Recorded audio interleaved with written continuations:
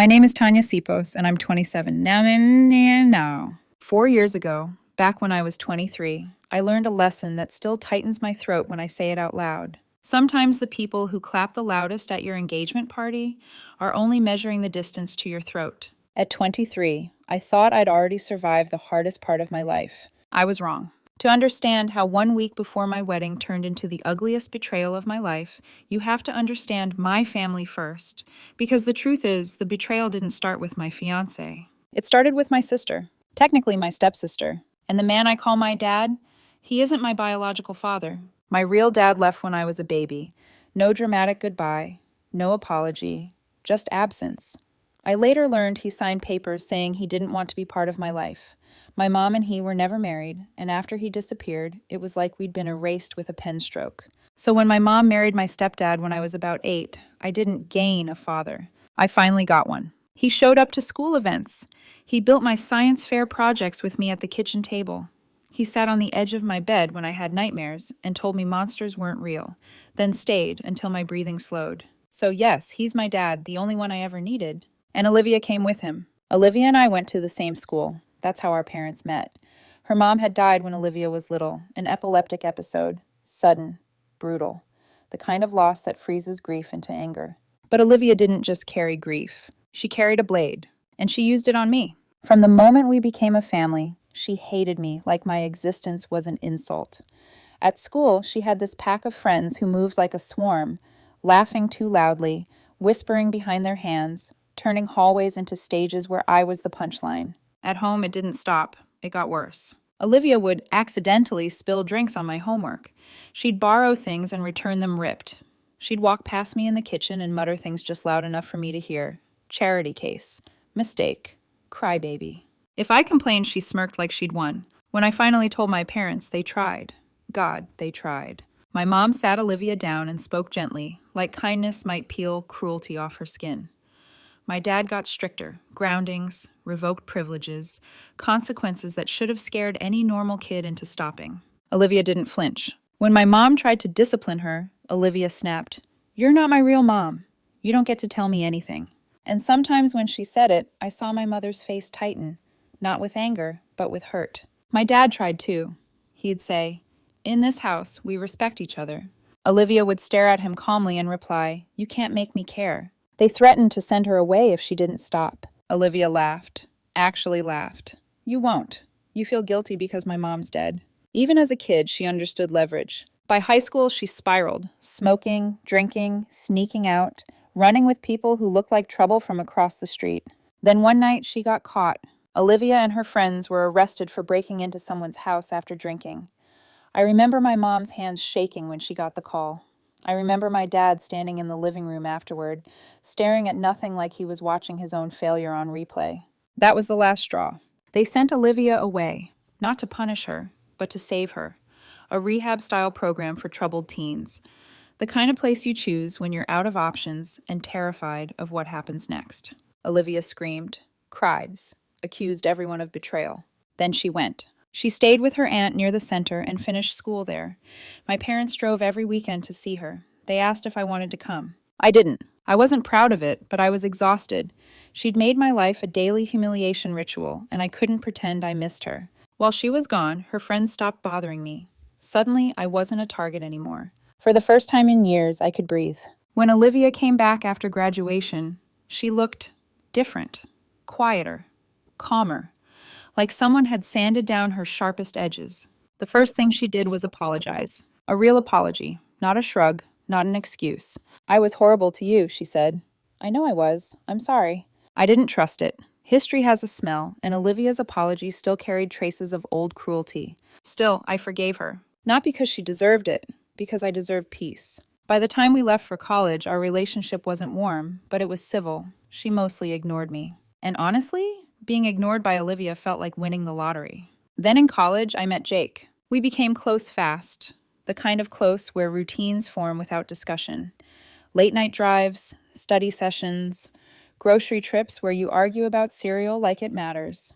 When we were 23, we got engaged. Jake was 28 then, older, steadier, the kind of man who talked about the future like it was already mapped out.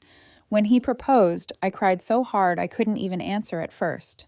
He laughed, wiped my face, and said, "That's a yes, right?"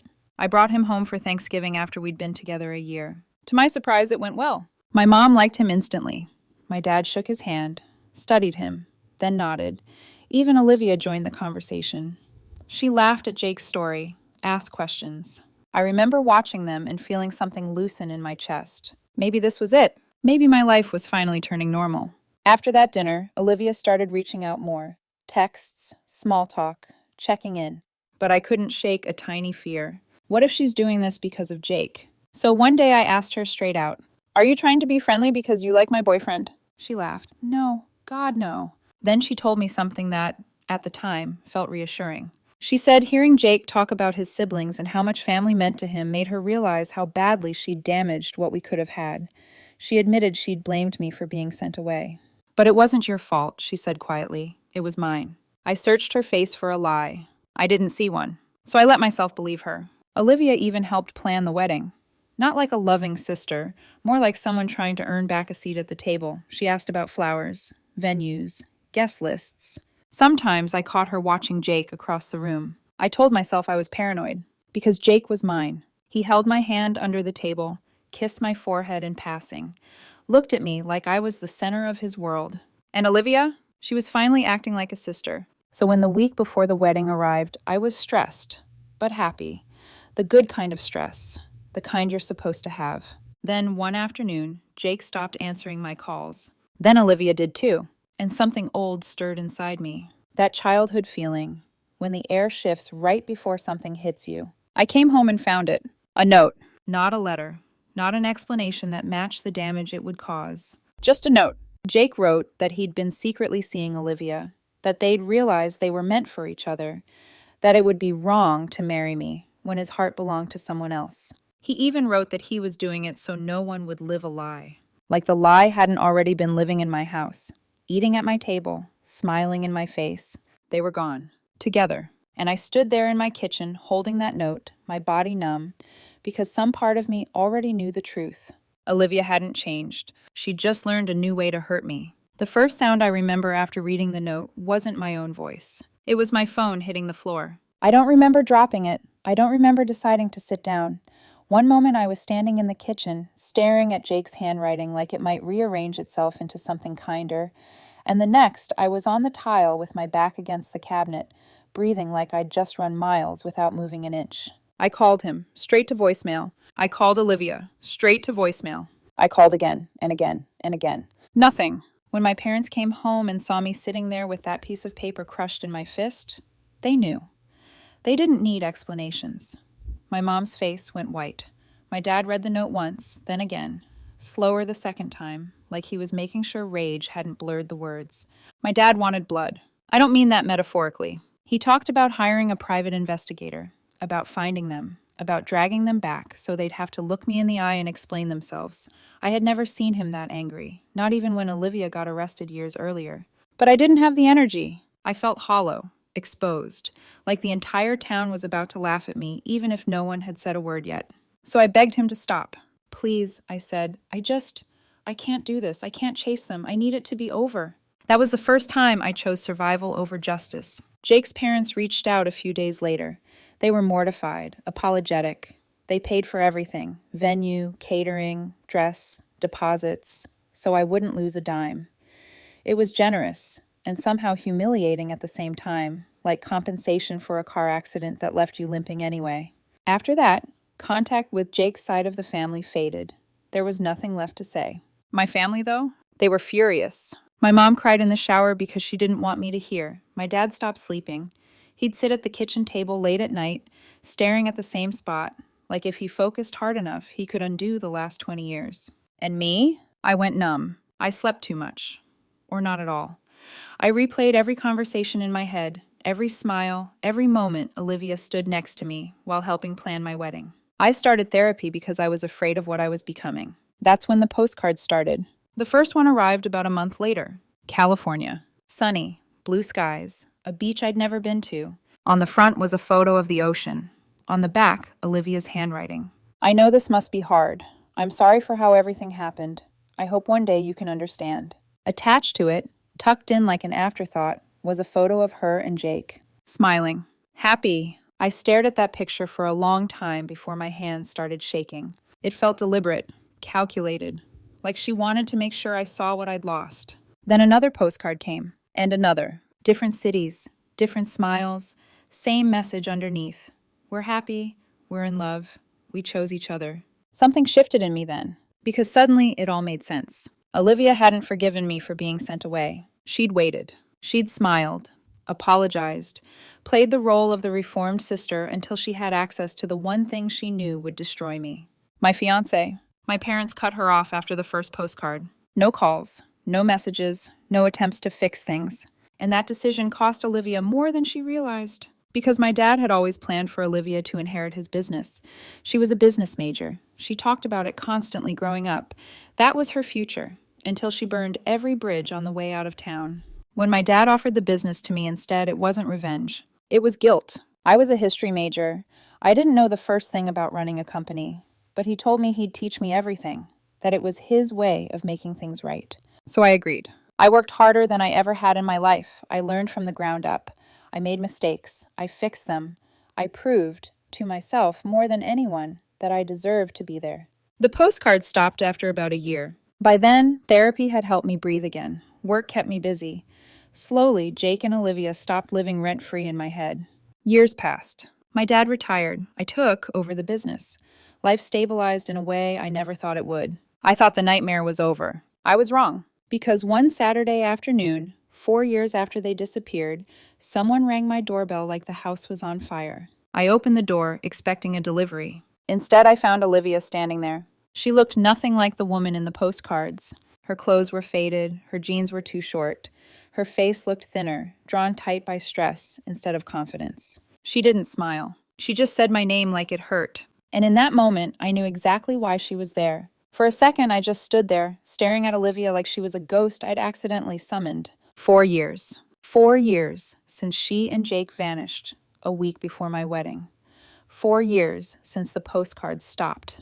4 years since I'd trained myself not to flinch when I heard her name. And now she was on my doorstep. "Tanya," she said again, her voice thinner than I remembered. "Can I come in?" I didn't answer right away.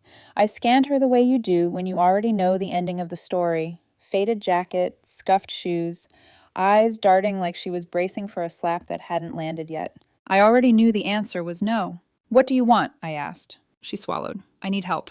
Of course she did. She stepped forward like she was going to cross the threshold anyway, and I moved without thinking, blocking the door. Something in my posture must have warned her, because she stopped. "I wouldn't be here if I had another option," she said quickly. "I wouldn't." That was the first time she sounded honest. She told me everything in a rush, like if she paused, I might slam the door. Jake had lost his job a couple months earlier. Instead of looking for another one, he'd started drinking. A lot. She'd quit working years ago when they moved to California, took care of the house, supported his career. Now her resume had a gap big enough to swallow her chances whole. "I've applied everywhere," she said. "No one calls me back." I crossed my arms. "And this is my problem because—" Her eyes flicked up to mine. "Because you own the company now." There it was. She told me she'd heard from relatives that our dad had retired, that I was running everything, that maybe, just maybe, I'd be willing to help. Not her. Him. "I'm not asking for money," she said quickly. "Just a job. For Jake. Something small. He needs structure." I laughed. It slipped out before I could stop it. Sharp, humorless, almost hysterical. "You want me to hire the man who left me at the altar with my stepsister?" I asked. "In my company?" She flinched like I'd slapped her. "I know what we did was wrong," she said. "I'm sorry. I really am. But that was years ago. We're struggling now." Struggling. The word bounced around my head like it deserved sympathy. "You sent me postcards," I said, "with photos. Remember those?" She looked away. "I didn't mean them like that." "Then how did you mean them?" She didn't answer. I already had. "You need to leave," I said. Her eyes filled, but I didn't care. I'd cried enough for both of us. "You always had a kind heart," she said softly. "I knew you wouldn't turn me away." That entitlement, that assumption, snapped something in me. "I don't hire cheaters," I said. "Apply somewhere else." I closed the door before she could say another word. I stood there, heart pounding, listening in case she refused to leave. I was ready to call the cops. She left, but peace didn't come with her. That night, I called my parents and told them everything. They weren't surprised. Apparently, Olivia had been back in town for a week, staying with some high school friend. Word travels fast in a small town. A few days later, Olivia went to them. She told them I was heartless, that I was punishing her when she was already at rock bottom. She expected sympathy. She didn't get it. My dad told her the business was mine now, that he wouldn't interfere. My mom reminded her, coldly, that she'd lost the right to ask me for anything the moment she ran off with my fiancé and then tried to torment me with postcards. That's when Olivia snapped. She accused them of always favoring me, called me the golden child, said I'd stolen the life that should have been hers. When my dad told me what she said, it got under my skin. Because technically, she wasn't wrong about one thing. The business had been meant for her, and even though I knew she'd lost it because of her own actions, guilt crept in anyway. I had everything now, and she had nothing. I didn't want to help her. I still don't. But for the first time, I wondered if refusing made me cruel, or if saying yes would have destroyed the last piece of myself I'd managed to save. Before I could decide, Olivia decided for me. She showed up at my workplace. I was in a meeting when it happened. Quarterly projections, staffing plans, the kind of conversation that makes you forget the rest of the world exists until it crashes through your door. I heard shouting before I heard my name. At first, I thought it was a customer.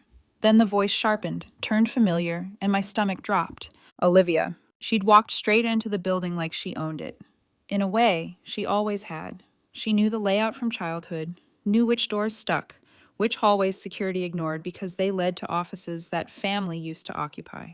By the time I stepped out of my office, she was already in the hallway, red-faced and shaking, pointing at my door like it had personally betrayed her. "She stole it!" Olivia screamed. "She stole everything from me!" Employees froze. Phones came out. My heart slammed against my ribs, but I kept my voice even. "Olivia, stop," I said. "You need to leave." She laughed, a sharp, unhinged sound. "You don't get to tell me what to do. This was supposed to be mine." She turned to the crowd like a performer who finally had her stage. "This business was promised to me," she shouted. But she played the good little girl, lied about being bullied, turned our parents against me, got me sent away so she could slide right into my place. Every accusation landed like a thrown knife. I called security. She didn't slow down. She was jealous, Olivia went on. Jealous that Jake chose me. She couldn't stand being overlooked for once, so she destroyed me. That was when something inside me snapped. I stepped forward. "You left with my fiancé," I said loudly. "You sent me postcards to rub it in, and now you're surprised no one wants to reward you for it." Security arrived then, trying to escort her out. She fought them, screamed louder. They dragged her outside. I called my dad before I called the police. I didn't know why. I think I needed permission to stop protecting her. He didn't hesitate. "Call them," he said. "Enough is enough." When the cops arrived, Olivia was still lurking near the building, pacing like a trapped animal. They charged her with trespassing and disturbing the peace. Minor charges, but charges all the same. When I told my dad she'd been arrested, I expected grief. Instead, I heard exhaustion. "I'm tired, Tanya," he said. "I'm just tired." That hurt more than anger would have. A few days later, Olivia vanished again. Someone saw her heading toward the airport, probably back to California. I won't pretend I wish her well out of pure kindness. I hope she finds a job. I hope Jake gets his life together. Not for them. For me. Because if they don't, I know she'll come back, and I don't want to live my life bracing for the next explosion. I've learned something over the years. Compassion doesn't mean self-destruction. You can pity someone without saving them, and you can forgive without reopening the door they burned behind them. For the first time since I was 8 years old, I'm not waiting for Olivia to hurt me again. I'm finally done being her target.